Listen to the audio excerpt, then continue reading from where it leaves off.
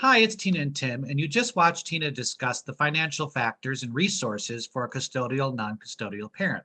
But one of the main things that people always question is whether or not the mom or the dad receive any type of social services and how that plays into the effect in the equation. Tina?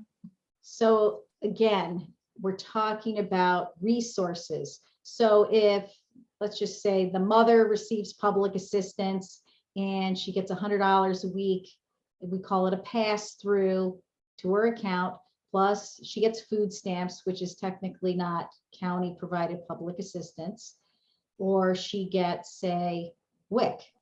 So she gets formula for free.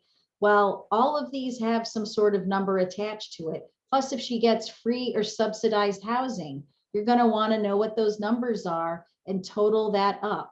And additionally, you need to ask the number one question: why isn't this person working, and what efforts they have taken to become employed? Just because you're custodial parent today does not mean you'll be custodial parent tomorrow.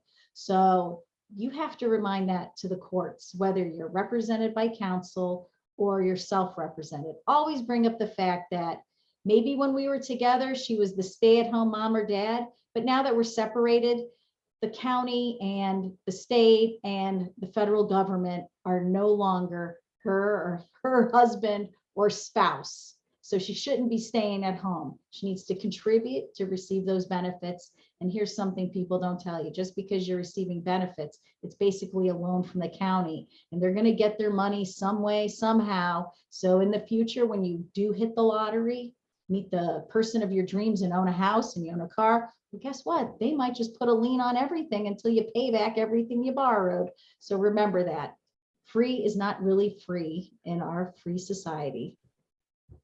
And as always, click like and share and subscribe to our channel. Thanks, guys.